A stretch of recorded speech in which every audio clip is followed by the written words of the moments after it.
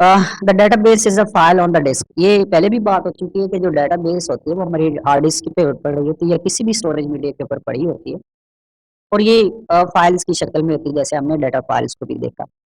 और इसी तरह वंस जब एक दफ़ा बन जाती है persist until the database is deleted, और ये उस वक्त तक डेटाबेस ये आपकी पड़ी रहती है जब तक आप इसको डिलीट नहीं करते। ये आपकी वहाँ पे मौजूद होती है। द डेटाबेस इसी तरह creating an existing is nothing more than building the memory structure and starting the process. वही अगेन स्टूडेंट, हम वही बात हमारे सामने अगेन दोबारा आ रही है कि जब आप का इंस्टेंस क्रिएट होता है तो इसका मतलब ये है कि हम रैम के अंदर, मेमोरी के अंदर कोई स्ट्रक्चर बना रहे हैं और साथ उसके कुछ प्रोसेस भी स्टार्ट कर रहे हैं। यानी कुछ मेमोरी ले रहे हैं रैम के अंदर, जगह बना रहे हैं, और साथ इस कुछ प्रोसेस भी स्टार्ट कर रहे हैं जो डेटाबेस के ऊपर अप्लाई होने। Creating a database is joined by the instance as once of operation. Once of operation का मतलब ये होता है स्टूडेंट्स कि आपने एक दफ़ा डेटाबेस बना दी है, वो आपकी क्रिएटेड है, अब देन उसके ऊपर आप ऑपरेशंस करते रहते हैं। तो ये जो है वो आपकी डेटाबेस क्रिएट होती है। जैसे ये मैंने वीडियो भी सेंड किया, आप इसको देखें, इस तरीके से डेटाबेस क्रिएट होती है। And the instance can then open and close it many time subsequently. अब जब एक दफ़ा डेटाबेस बन जाएगी तो देन जो इंस्टेंस है वो इसको ओपन भी कर सकता है, इसको क्लोज भी कर सकता है। स्टूडेंट ओपन इस शक्ल में करेगा जब डेटाबेस के ऊपर हमने ऑपरेशन अप्लाई करने, क्वेरीज चलानी, ट्रांजेक्शन चलानी, और फिर देन जब हमें इसकी ज़रूरत नहीं रहेगी तो हम उसको बंद भी कर देंगे। तो ये सारे काम इंस्टेंस उस डेटाबेस के साथ करता रहेगा। The database is worthless without the instance. अब देखिए स्टूडेंट, यहाँ पे उसने यही बात कह दी है कि आपका जो डेटाबेस है इंस्टेंस के बगैर बगैर किसी काम की नहीं है। यानी डेटाबेस के साथ इंस्टेंस का तल्लक है। इंस्टेंस क्रिएट होगा तो हम डेटाबेस के ऊपर ऑपरेशन कर सकते हैं, अपनी ट्रांजेक्शन चला सकते हैं, उसके ऊपर हम क्वेरीज को अप्लाई कर सकते हैं या सर्वर के ऑपरेशन वगैरह हो सकते हैं। तो इसलिए इंस्टेंस का होना भी जरूरी है। अब यहाँ स्टूडेंट देखिए कि डेटाबेस में क्या चीज होती है। The database, within the database there are set of tables and other segments called data dictionary. Student, database के अंदर सेट होते हैं टेबल्स के और सेगमेंट्स के सेट होते हैं, और इसी सेट को हम डाटा डिक्शनरी का नाम देते हैं। वेरी इंपॉर्टेंट है। यानी डाटा डिक्शनरी जो है वो हमारी, उसमें आपके टेबल्स के सेट भी हैं और दूसरे सेगमेंट्स वगैरह भी हैं, जिसमें जिस तरह हमारे पास इंडेक्सिंग वगैरह है, इस तरह के सेगमेंट्स, तो ये डाटा डिक्शनरी के अंदर मौजूद होते हैं। The data dictionary describe all the logical and physical structure in the database. Rohit, वही बात आ गई, हमने डेटाबेस के फिजिकल स्ट्रक्चर को भी देखा, लॉजिकल स्ट्रक्चर को भी देखा। तो ये डेटाबेस का फिजिकल स्ट्रक्चर किस तरह का है, लॉजिकल स्ट्रक्चर किस तरह का है, ये सारी तफसील जो है ये डाटा डिक्शनरी के अंदर मौजूद होती है। फॉर एग्जाम्पल, आपका लॉजिकल स्ट्रक्चर कोई टेबल ही बना हुआ है या कोई इंडेक्स है आपका, वो आपने क्रिएट किया हुआ है, तो टेबल किस नाम से है, इंडेक्स किस नाम से है, टेबल में कॉलम किस तरह के हैं, इवन आपकी जो डेटाबेस क्रिएट किया आपने वो किस नाम से है, किस टाइम क्रिएट की गई है, ये सारी तफसीलात जो है वो यहाँ पे डाटा डिक्शनरी के अंदर मौजूद होती है। तो यहाँ पे आगे भी फर्दर उन्होंने यही बात की है कि including all segments that store user data, और आपके सेगमेंट्स भी इसके अंदर शामिल हैं। ये सेगमेंट्स हम चीज को देख चुके हैं। Student, the process of database creation is creating the bare minimum of physical structure needed to store data dictionary and then creating the data dictionary within them। Student, यहाँ पे वेरी इंपॉर्टेंट है, आप इसको देखिए। वो कहता है कि आप डेटाबेस को जब क्रिएट करते हैं तो इसका मतलब ये है कि आप इस ऐसा फिजिकल स्ट्रक्चर बना रहे हैं जिसके अंदर आप डाटा डिक्शनरी को स्टोर करते हैं, और फिर देन आप डाटा डिक्शनरी को उसके अंदर आप क्रिएट भी कर लेते हैं। दोबारा रिपीट करता हूँ, सुनिएगा, जब आप डाटाबेस को क्रिएट करते हैं तो इसका मतलब ये होता है कि आप एक ऐसा फिजिकल स्ट्रक्चर बना रहे हैं जिसके अंदर आप डाटा डिक्शनरी को स्टोर करेंगे। डाटा डिक्शनरी को स्टोर करेंगे मीन हम एक ऐसी जगह बना रहे हैं जहाँ पे हम डाटा डिक्शनरी को स्टोर करेंगे, और फिर देन हम डाटा डिक्शनरी को उस जगह क्रिएट भी करेंगे। तो ये काम एक्चुअली जो है वो आप इस चीज़ को देख रहे हैं। अब हम डाटा डिक्शनरी की डेफिनेशन को देख चुके हैं कि ये set of physical and logical structures होते हैं, या आपका जो दूसरे सेगमेंट्स वगैरह होते हैं उसके बारे में सारी इन्फॉर्मेशन यहाँ पे डाटा डिक्शनरी में। स्टूडेंट्स, अगेन यहाँ पे इंस्टेंस की बात की है उन्होंने। The instance is defined by a instance parameter file. अब जब हम इंस्टेंस जो हमारा क्रिएट होता है या जो बनता है तो इसके लिए एक पैरामीटर फाइल है। यानी ये एक पैरामीटर फाइल की बेस पे ही बनता है, और इस पैरामीटर फाइल के अंदर जो है वो ये चीज़ मेंशन होती है कि किस तरीके से आपका इंस्टेंस जो है वो मेमोरी के अंदर बनेगा। यहाँ देखें the parameter file contain directives. Students directive folders को कहते हैं एक्चुअली ये एक हायरार्किकल स्ट्रक्चर होता है आपका जो ये फ़ोल्डर्स का बनता है और इस तरीके से उसमें डिफरेंट इन्फॉर्मेशन जाती है और वो भी सारी आपकी इंस्टेंस से रिलेटेड ही होती हैं। तो जब आपका इंस्टेंस क्रिएट होता है तो एक्चुअली आपकी ये डायरेक्टिव्स बन रही होती हैं और यहाँ पे एक्चुअली यही डिफाइन किया जा रहा होता है कि मेमोरी के अंदर आपका जो इंस्टेंस है वो किस तरीके से बनेगा and the size of the memory structure और आपकी मेमोरी स्ट्रक्चर का साइज क्या होगा, the behaviour of the background processes और इस इंस्टेंस के साथ जो बैकग्राउंड प्रोसेसेस काम कर रहे होंगे वो उनका बिहेवियर उनका फंक्शनैलिटीज क्या होंगी। तो जब आप इंस्टेंस को डिफाइन करते हैं या आपका जब इंस्टेंस बनता है तो ये पैरामीटर फाइल्स के जरिए से ही बनता है और इस पैरामीटर फाइल में इस चीज को डिफाइन किया जाता है कि मेमोरी के अंदर ये इंस्टेंस कैसे क्रिएट होगा, उसका साइज क्या होगा और उस इंस्टेंस के साथ कौन कौन से बैकग्राउंड प्रोसेसेस रिलेट होंगे जो इसके साथ मिलकर काम करेंगे या इस इंस्टेंस के लिए काम करेंगे। तो ये जब ये चीजें जो है वो आपकी इस पैरामीटर फाइल के अंदर मेंशन होती है।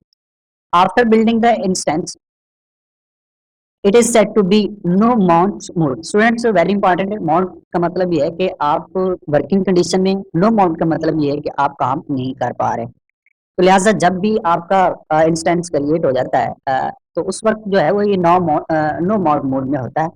तो उस वक्त जो है वो इसका मतलब ये है कि आपका जो इंस्टेंस है वो एग्जिस्ट तो है लेकिन has no connected to the database, लेकिन उसका डेटाबेस के साथ कोई तल्लक नहीं है, अभी तक उसका लिंक नहीं बना।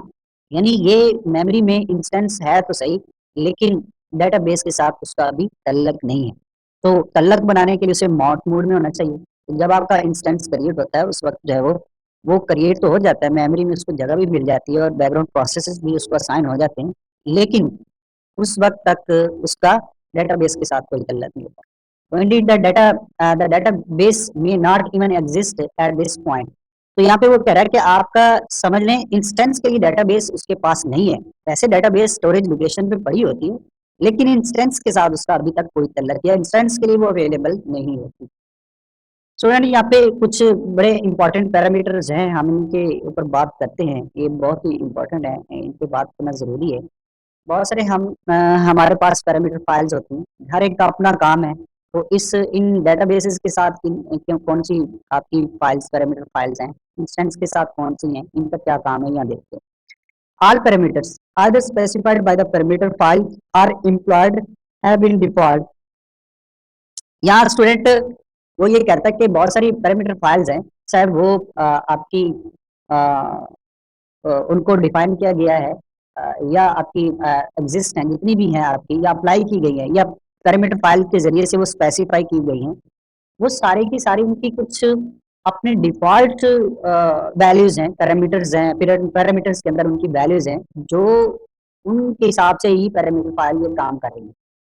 तो बहरहाल ये वैल्यूज़ उनकी अपनी भी हैं, लेकिन यहाँ पे एक पैरामीटर फाइल है जिसमें डिफ़ॉल्ट वैल्यू नहीं होगी, उसमें आपकी ये डेटाबेस अंडरस्कोर नेम है, यानी डेटाबेस का नाम है। ये डेटाबेस का नाम आप मेंशन करेंगे, आप इसको देंगे और इसी डेटाबेस ये इस पैरामीटर फाइल में आपका आप जो डेटाबेस को नाम देंगे वो इस पैरामीटर फाइल में जाके स्टोर हो जाएगा। और फिर जब आपका इंस्टेंस डेटाबेस के साथ कनेक्ट होगा, आपका इंस्टेंस कनेक्ट होगा, तो वो इसी डेटाबेस के साथ कनेक्ट होगा, इसी नाम के साथ वो कनेक्ट होगा, जो आपने यहाँ डेटाबेस नेम के अंदर पैरामीटर फाइल के अंदर आपने नाम दिया हुआ है। तो आपका इंस्टेंस जो इसी नेम के साथ उसका तल्लक बनेगा। यानी आपकी डेटाबेस का नाम आप मेंशन करेंगे, आप अपनी डेटाबेस को नाम देंगे, जो भी आप देंगे, ये आप अभी जो डेटाबेस क्रिएट करेंगे, आपको वीडियो मैंने सेंड की है, उसमें ये बकायदा आप डेटाबेस को एक नाम देंगे, फिर जाके आपकी आगे डेटाबेस क्रिएट होगी। तो वो जो आप नाम देंगे वो इस पैरामीटर फाइल के अंदर जाके db_name की फाइल में जाके ये स्टोर हो जाएगी। तो वहाँ पे जब ये यहाँ पे नेम आ जाएगा और आपका इंस्टेंस जब डेटाबेस के साथ कनेक्शन करेगा तो वो इसी नाम के साथ कनेक्शन करेगा, ये यहाँ पे आपने नाम दिया हुआ है और आपने स्टोर किया हुआ है। तो बहरहाल तो this name is also embedded in the control file और ये आपका कंट्रोल फाइल के साथ भी ये नाम कंट्रोल फाइल के साथ भी इसका ताल्लुक बन जाएगा। आप कंट्रोल फाइल्स जो है वो हमने देखी कि वो उसके अंदर आपकी आपका जो इंस्टेंस होता है या आपके डेटाबेस के ऊपर जो ऑपरेशंस होते हैं, कौन-कौन से ऑपरेशंस होते हैं, डेटाबेस का इंस्टेंस क्या है, उसके बारे में सारी इन्फॉर्मेशन ये कंट्रोल फाइल के अंदर पड़ी होती है। तो लिहाजा जो नाम आप यहाँ पे दे रहे हैं, एक तो इंस्टेंस के साथ उसका तल्लक होगा और दूसरा सॉरी कंट्रोल फाइल के साथ भी उसका तल्लक होगा। तो यहाँ पे देखें there is no parameter, there is one parameter control files that tells the instance the location of the control file. अब स्टूडेंट इंस्टेंस को कंट्रोल फाइल की भी जरूरत है। डेफिनेटली आपके डेटाबेस का नाम क्या है, आप कौन सा उसके ऑपरेशन परफॉर्म किए जा रहे हैं, ये सारी इंफॉर्मेशन जो है कंट्रोल फाइल में पड़ी हुई है। तो इंस्टेंस को कंट्रोल फाइल की भी जरूरत पड़ती है। तो लिहाजा ये एक कंट्रोल फाइल के लिए भी हमारे पास पैरामीटर फाइल है, यहाँ पे सारी ये इंफॉर्मेशन पड़ी होगी। This parameter defines the connection between the instance and the database. वही बात आ गई कि जब इंस्टेंस डेटाबेस के साथ कनेक्शन करने लगेगा तो वो पहले कंट्रोल फाइल को देखेगा कि किस डेटाबेस के साथ मैंने कनेक्शन करना है, उसकी लोकेशन कहाँ है, कहाँ पे वो पड़ी है और कहाँ पे जाके मैंने उस डेटाबेस से डाटा लेना है या उसके साथ मेरा तल्लक बनना है। तो लिहाजा ये कंट्रोल फाइल भी इम्पोर्टेंट है इंस्टेंस के लिए, और यहाँ से ही इंस्टेंस को इंफॉर्मेशन मिलेगी कि आपकी डेटाबेस कहाँ पे पड़ी है। When the instance reads the control file, जब इंस्टेंस इस कंट्रोल फाइल के अंदर इंफॉर्मेशन को पढ़ेगा, which it will find in the reading the control files parameter, जो कंट्रोल फाइल से उसको इंफॉर्मेशन मिली और इस कंट्रोल फाइल को पढ़ेगा। If there is a mismatch in database name, अब स्टूडेंट यहाँ पे बात समझने की है कि अब इंस्टेंस को डेटाबेस के साथ कनेक्शन करना है, वहां से उसने डाटा लेना है और वो सबसे पहले कंट्रोल फाइल में जाएगा। कंट्रोल फाइल में डेटाबेस का नाम पड़ा हुआ है जिसके साथ उसका कनेक्शन होना है, लेकिन अगर डेटाबेस सॉरी कंट्रोल फाइल में जो डेटाबेस का नाम है वो नाम और है, और जो पीछे हमने डीबी अंडरस्कोर नेम का पैरामीटर फाइल को देखा वहां पे डेटाबेस का नाम और है, तो फिर इंस्टेंस कभी भी डेटाबेस के साथ कनेक्शन नहीं कर पाएगा। इंस्टेंस का डेटाबेस के साथ कनेक्शन ना होने का मतलब ये है कि आपकी कोई भी ट्रांजैक्शन नहीं हो पाएगी, आप डेटाबेस के ऊपर कोई भी ऑपरेशन परफॉर्म नहीं कर सकते, यूजर का कोई भी प्रोसेस अप्लाई नहीं किया जा सकता। तो लिहाजा कंट्रोल फाइल में जो डेटाबेस का नाम है और जो डीबी अंडरस्कोर नेम की पैरामीटर फाइल है उसमें जो नाम है ये दोनों सेम होना चाहिए और वही नेम होने चाहिए जो इंस्टेंस को रिक्वायर्ड है। तो देन जो है वो डाटा जो इंस्टेंस है वो डेटाबेस के साथ कनेक्शन कर सकता है। तो यहाँ पे उन्होंने ये बात की, the database will not mount, तो डेटाबेस इस हालत में नहीं आएगी कि उसके साथ कनेक्शन हो सके। In mod mode, the instance has successfully connected to the control file. If the control is damaged, अच्छा यहाँ पे ये देखें कि अगर तो उसको नेम से ही मिलता है तो इसका मतलब है कि वो डेटाबेस के साथ भी कनेक्शन कर लेगा, और अगर वो यहाँ पे कहता है कि कंट्रोल फाइल ही डैमेज हो चुकी है या वो है ही नहीं, it will be impossible to mod the database, तो फिर डेटाबेस को इस सूरत में नहीं लाया जा सकता कि उसके ऊपर काम हो सके। तो स्टूडेंट यहाँ पे हमें ये बात की समझ आई कि इंस्टेंस को डेटाबेस के साथ कनेक्ट करने के लिए हमें जो डेटाबेस का नेम है वो हमें कंट्रोल फाइल से मिलेगा, सॉरी इंस्टेंस को कंट्रोल फाइल से मिलेगा, और अगर वो मिसमैच नेम है यानी कंट्रोल फाइल में नाम और है डेटाबेस का और डेटाबेस अंडरस्कोर नेम की पैरामीटर फाइल में उसका नाम कुछ और है, तो फिर आप डेटाबेस को वर्किंग हालत में नहीं ला सकते। तो इस तरीके से अब यहाँ कंट्रोल फाइल जो बहुत बड़ी फाइल नहीं होती स्टूडेंट्स, लेकिन ये बहुत जरूरी होती है, बहुत इंपॉर्टेंट है। Within the control file there are pointers to the other files। अब कंट्रोल फाइल में दूसरी फाइल्स के साथ भी यहाँ पे पॉइंटर्स पड़े होते हैं। स्टूडेंट्स आप ये पीछे पढ़ के आएंगे प्रोग्रामिंग में पॉइंटर्स क्या करते हैं, ये लोकेशंस के साथ इनका तल्लक होता है, मेमोरी लोकेशंस के साथ स्पेशली हम बात करते हैं। तो ये हमारी जो रीड लोग फाइल्स होती हैं, ये दूसरी फाइल्स होती हैं डाटा फाइल्स की, ये भी मेमोरी की तरफ आई होती हैं, और डाटा फाइल्स को अगर हम देखें तो इनके ऊपर ऑपरेशन होने होते हैं। और इसी तरह रीडू लोग फाइल्स जो हमारी है हमारी फाइल्स हैं, ये हमारी जो चेंजिंग हमने अप्लाई करनी होती है उनको दोबारा साबका स्टेट में लाने के लिए हमें डेटाबेस को हमें रीडू लोग फाइल्स की ज़रूरत पड़ती है। तो कंट्रोल फाइल के अंदर ये इनके साथ भी तल्लक होता है, या आप दूसरे लफ्ज़ों में कहें कि कंट्रोल फाइल का इन फाइल्स के साथ भी तल्लक होता है, यानी इनके बारे में भी सारी इन्फॉर्मेशन यहाँ पे पड़ी होती है, और यहाँ से इंस्टेंस जो है वो डाटा फाइल्स की तरफ जा सकता है और जो है आपकी रीडू लोग फाइल्स की तरफ भी जा सकता है। तो लिहाजा ये किस लिए that make up the rest of the database, और ये इसलिए है कि आपकी डेटाबेस के ऊपर काम हो सके बेहतरीन। Having mounted The database, the instance can open the database by locating and opening these other files. Student, जब माउंटिंग का मतलब ये है कि जब आपकी डेटाबेस माउंट हो चुकी है तो डेटाबेस के साथ इंस्टेंस जो उसको ओपन भी कर सकता है और उसके दूसरी जो फाइल्स उसके साथ रिलेटेड है उन तक भी इंस्टेंस पहुंच सकता है. An open database is a database where the instance has opened all the available online readable files and data files. तो स्टूडेंट, आपकी ओपन डेटाबेस वो डेटाबेस है जिसमें इंस्टेंस जो है वो जितनी भी आपकी डाटा फाइल्स है उनको ओपन कर सकता है और रीडूलेबल फाइल्स को भी ओपन कर सकता है. तो वेरी इंपॉर्टेंट है स्टूडेंट ये कंसेप्ट. अब नेक्स्ट देखते हैं कि यहाँ पे वो कहता है also the control file there is a mapping of database to table space. Student, very important ये चीज हमारे सामने आ गई. टेबल स्पेस पे हमने इसके लॉजिकल स्ट्रक्चर पे हमने बात की थी कि ये टेबल स्पेसेस क्या होती हैं. स्टूडेंट, डाटा बेस तो फिजिकली आपकी एग्जिस्ट होती है फिजिकल स्टोरेज लोकेशन के ऊपर, लेकिन जब ये मेमोरी की तरफ हम उसको लेके आते हैं तो फिर हमें टेबल स्पेसेस की ज़रूरत पड़ती है. तो कौन सी टेबल स्पेस बनी है और डाटा फाइल्स को किस टेबल स्पेस के अंदर जाना है और किस लोकेशन पे जाना है, ये सारी की सारी तफसीलात इस कंट्रोल फाइल के अंदर होती हैं. यानी फिजिकल स्ट्रक्चर से डाटा लॉजिकल स्ट्रक्चर की तरफ जब आ रहा है तो टेबल स्पेस की ज़रूरत है. आप टेबल स्पेस जो है इस कौन सी टेबल स्पेस में डाटा फाइल में जाना है, किस लोकेशन पे ये टेबल स्पेस है और किसी डाटा को कितनी जगह मिलनी है, ये सारी तफसीलात यहाँ कंट्रोल फाइल्स के अंदर मौजूद होती है. जैसे यहाँ पे देखें, यहाँ उन्होंने कुछ भी की है. जैसे हमारे सामने ये सिस्टम टेबल स्पेस है, तो ये सिस्टम स्पेस जो है it will find the data dictionary. अब यहाँ पे स्टूडेंट थोड़ा सा इसको डिटेल से पढ़ें. This let the instance identify the data files that make up system table space. अब स्टूडेंट वही बात आ गई कि आपकी इस कंट्रोल फाइल के अंदर जो टेबल स्पेसेस के बारे में इंफॉर्मेशन है, इससे ये होता है कि जब इंस्टेंस डाटा फाइल्स के ऊपर काम करना चाहता है तो फिर वो टेबल स्पेस में जाके वहां से उस डाटा फाइल के ऊपर ऑपरेशन करता है, तो उसको फिर पता चलता है कि मैंने किस सिस्टम टेबल स्पेस में जाना और मुझे कहाँ से डाटा फाइल मिलेगी. ये सारी तफसीलात जो है ये कंट्रोल फाइल में पड़ी होती है. जैसे यहाँ उन्होंने कहा कि सिस्टम टेबल स्पेस की बात की है तो it will find the data dictionary. तो यहाँ पे जो है वो इस टेबल स्पेस के बारे में भी सारा रिकॉर्ड पड़ा होगा, तो डाटा डिक्शनरी से भी उसको पता चलेगा टेबल स्पेस कौन सी है और किस लोकेशन पे है, ये कंट्रोल फाइल से उसको उनको पता चलेगा. तो स्टूडेंट, ये सारे बड़े इंपॉर्टेंट कंसेप्ट हैं.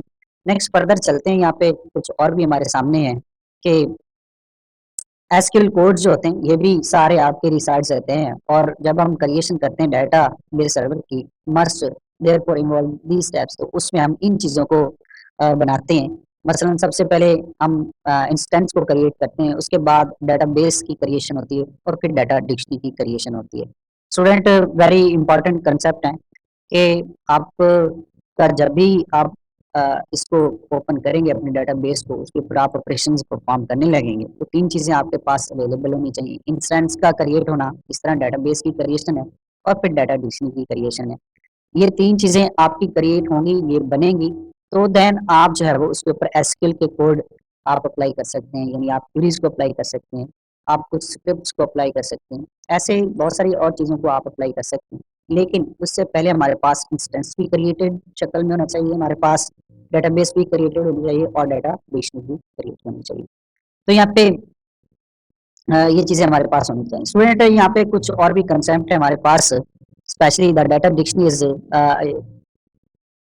इनिशियली हमारे पास created with the database is fully functional but unusable. यहाँ पे देखें स्टूडेंट, डाटा डिक्शनरी के बारे में वो कह रहा है कि ये आपकी उस वक्त ये डेटाबेस में आपके पास ये इनिशियली मौजूद होती है और क्रिएट होती है, डेटाबेस में क्रिएट होती है और ये फंक्शनल होती है. फंक्शनल का मतलब ये है कि ये इसमें जो चीज़ें आ रही होती हैं वो काम की होती हैं और डिफरेंट ऑपरेशंस में ये काम ये यूज़ हो रही है.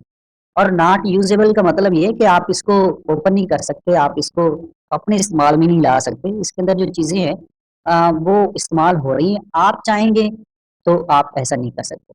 It has the capability for defining and managing user data but can not be used by normal human being because its structure is too abstract. यहाँ पे देखें स्टूडेंट, यहाँ पे वो कहता है कि डाटा डिक्शनरी के अंदर यूजर के बारे में डाटा होगा स्टूडेंट आप यूज़र के बारे में डाटा का मतलब ये है कि आप अपनी इस ओरेकल 11G डेटाबेस के लिए यूज़र भी क्रिएट करेंगे, उनको राइट्स भी आप असाइन करेंगे।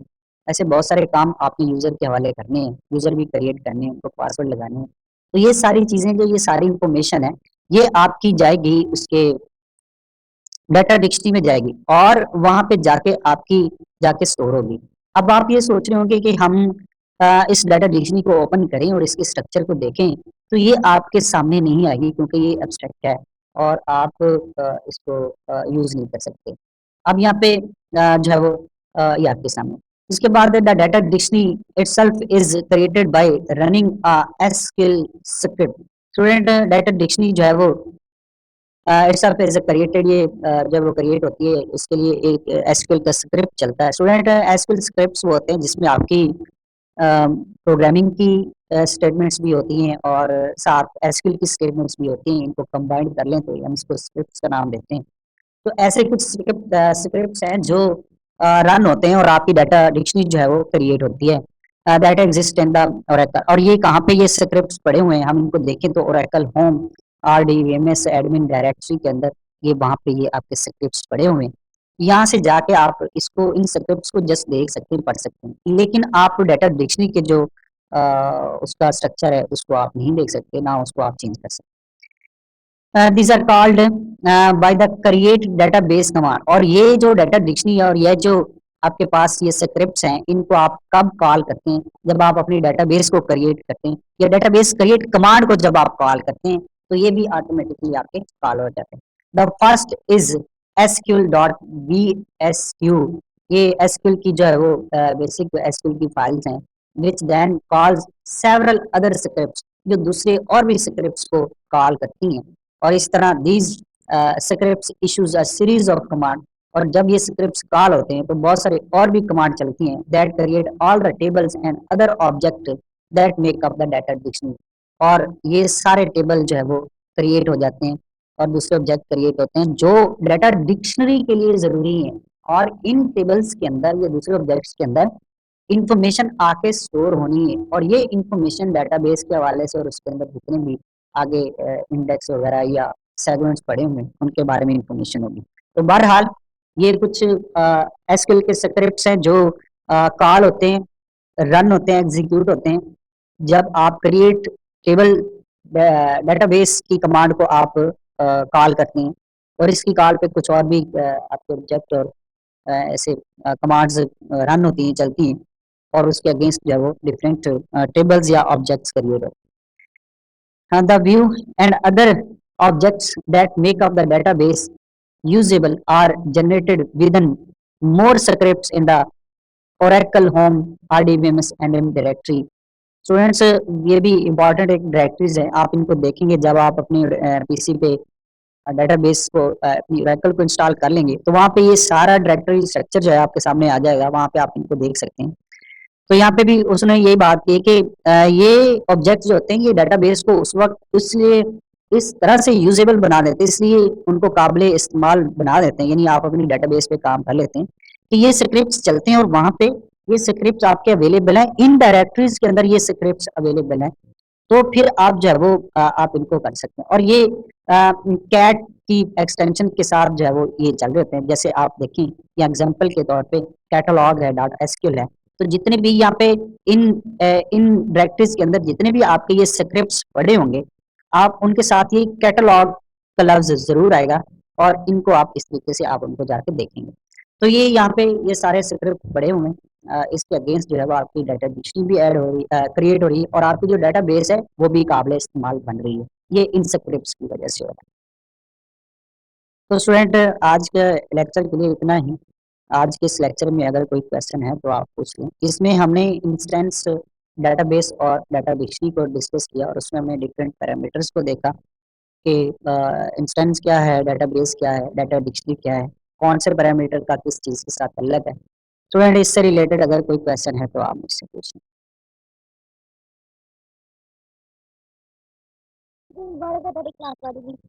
जी, सॉरी प्लीज़ दोबारा रिपीट कीजिएगा।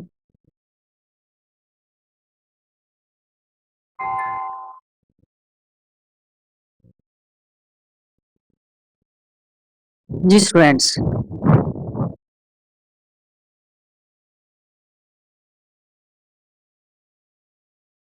सर बाउट मोड और पैरामीटर फाइल जो है इसको थोड़ा सा बता दें। हाँ जी, देखो मॉड्स मोड ये होता है कि आपकी डेटाबेस को मॉड मोड में होना चाहिए। अगर आप उस पे काम करना चाहते हैं, उस पे कोई ऑपरेशन अप्लाई करना चाहते हैं, जैसे आप कोई नया रिकॉर्ड ऐड करना चाहते हैं, वहाँ से किसी रिकॉर्ड को डिलीट करना चाहते हैं, अपडेट करना चाहते हैं, कोई भी आप चेंजिंग करना चाहते हैं, तो उसके लिए आपकी डेटाबेस जो है मॉड मोड में होनी चाहिए। मॉड मोड का मतलब ये है कि आपका इंस्टेंस का डेटाबेस के साथ तल्लक हो चुका है, और दूसरी तल्लक होगा तो ही जो है वो उस पे ऑपरेशन हो सकेंगे।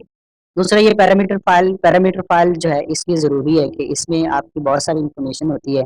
मसलन आपकी डेटाबेस किस नाम से है, तो उसका नाम जो है वो यहाँ पे पैरामीटर फाइल के अंदर होगा। और इसी तरह टेबल स्पेसेस कौन सी हैं, सॉरी डेटा फाइल्स कौन सी हैं, उनके नाम क्या हैं, वो सारी इन्फॉर्मेशन यहाँ पे होगी। इसी तरह डेटा फाइल का किस टेबल स्पेस के साथ ताल्लुक है, किस डेटा फाइल ने जाके टेबल स्पेस में स्टोर होना है, वहाँ पे रहना है, उस टेबल स्पेस का पूरी सारी इन्फॉर्मेशन यहाँ कंट्रोल फाइल के अंदर होगी। जब भी इंस्टेंस डेटाबेस के साथ कनेक्शन करने लगेगा, तो सबसे पहले वो कंट्रोल फाइल में जाएगा और वहाँ से टेबल के नाम को देखेगा, सॉरी डेटाबेस के नाम को देखेगा। तो वहाँ पे उसको जो नाम मिलेगा, तो उस नेम के साथ जाके वो कनेक्शन करेगा, और उस वहाँ से फिर उसके ऊपर वो ऑपरेशन अप्लाई होते रहेंगे। तो इसलिए ये कंट्रोल फाइल इम्पोर्टेंट है कि आपका इंस्टेंस डेटाबेस के साथ कनेक्शन नहीं कर सकता अगर कंट्रोल फाइल नहीं है, क्योंकि उसको नाम वहाँ से मिलना है। इसी तरह जब आपकी डेटा फाइल्स टेबल स्पेस में आती है और फिर वहाँ से इंस्टेंस डाटा लेता है और उनके ऊपर काम करता है, तो ये टेबल स्पेस की इंफॉर्मेशन भी उसको कंट्रोल फाइल से मिलेगी। वहाँ से टेबल स्पेस का नाम मिलेगा, और उस टेबल स्पेस में जो डाटा फाइल्स आई हैं, वो वहाँ से उसको पता चलेगा कि किस टेबल स्पेस से मुझे किस डाटा फाइल से डाटा मिलना है। वो सारा यहाँ से इसको कंट्रोल फाइल से पता चलेगा। सर कंट्रोल फाइल्स तो वो होंगी ना जिसमें मतलब जो भी हम डेटाबेस में डाटा इंटर करेंगे उसके रिलेटेड इंफॉर्मेशन होगी। लेकिन जो पैरामीटर्स फाइल्स होती हैं उस वो किस चीज से रिलेटेड उसमें इंफॉर्मेशन होगी। देखिए, कंट्रोल फाइल और पैरामीटर फाइल एक ही चीज़ है। हाँ, ये इनके नाम मुख्तलिफ हैं। जैसे एक पैरामीटर फाइल है वो कंट्रोल फाइल है, दूसरी पैरामीटर फाइल है वो रीड लॉग फाइल है, ठीक है? होती ये पैरामीटर फाइल ही है। आपका इसी तरह इंस्टेंस है, उसके लिए भी पैरामीटर फाइल है। ये तमाम फाइलों को हम पैरामीटर फाइल ही कहेंगे। हाँ, इनको नाम डिफरेंट देते हैं। अब इंस्टेंस के लिए हम और नाम रख लेते हैं, कंट्रोल फाइल के लिए उसी और पैरामीटर फाइल है। इस तरह रीडोलॉग फाइल के लिए हमारे पास और पैरामीटर फाइल है। ये मुख्तलिफ इनके नाम है, और हर एक में अपनी अपनी हिसाब से ही इंफॉर्मेशन उनके अंदर स्टोर है। सर इन तीनों फाइल्स का एक दफा डिफरेंस बता दें ताकि हमें आइडिया हो जाए कि हर फाइल में क्या क्या चीज हाँ स्टोर जी, होगी। देखिए सबसे पहले जैसे यहाँ पे माउस में आपको देख रहे होंगे कि हमारे पास इंस्टेंस पैरामीटर फाइल है। तो इंस्टेंस पैरामीटर फाइल का मतलब ये है कि आपका इंस्टेंस जो क्रिएट होना है, वो कैसे क्रिएट होना है मेमोरी में, यानी मेमोरी में उसको जगह कैसे मिलनी है। हम बात इंस्टेंस को जगह मिलनी है, एसजे के नाम से जैसे मिलती है, आपने पिछले लेक्चर्स में हमने देखा। तो कैसे जगह मिलनी है, उसका साइज़ कितना होना है, ठीक हो गया। और और उस जो इंस्टेंस है, उसके साथ जो बैकग्राउंड प्रोसेस होने हैं, वो कौन-कौन से होने हैं, क्लियर? ये सारी इन्फॉर्मेशन कहाँ पड़ी होगी? इस पैरामीटर इंस्टेंस पैरामीटर फाइल में पड़ी होगी, ठीक है? इसी तरह दूसरी आपके पास पैरामीटर फाइल है, डीबी अंडरस्कोर नेम के साथ, नाम के साथ आ रही है। इसमें क्या चीज़ होती है? इसमें आपके डेटाबेस का नाम होता है, और ये नाम जब आप डेटाबेस को रीड करते हैं, उस वक़्त आप अपनी डेटाबेस को नाम देंगे, तो वो इस पैरामीटर फाइल में जाके स्टोर हो जाएगा। और इंस्टेंस का जब तल्लक बनेगा या कंट्रोल फाइल में जो नाम जाएगा डेटाबेस का, वो यहाँ से जाएगा, इस फाइल में पड़ा होगा। दूसरा हमारे पास कंट्रोल फाइल है, ये आपके सामने आ रही है। ये देखें, यहाँ पे आपको ये बता रही हैं कि मैंने पहले भी रिपीट इनको किया है कि कंट्रोल फाइल में आपकी डेटाबेस का नाम दिया रहता है। आपकी टेबल स्पेसेस जो होती हैं वो किस लोकेशन पे पड़ी हैं, उनमें कौन सी डाटा फाइल्स पड़ी हैं, ये सारी इन्फॉर्मेशन इन कंट्रोल फाइल्स के अंदर होती है। और ये भी पैरामीटर फाइल ही हैं, ठीक है? लेकिन इनको नाम डिफरेंट दे दिया गया है कंट्रोल फाइल्स।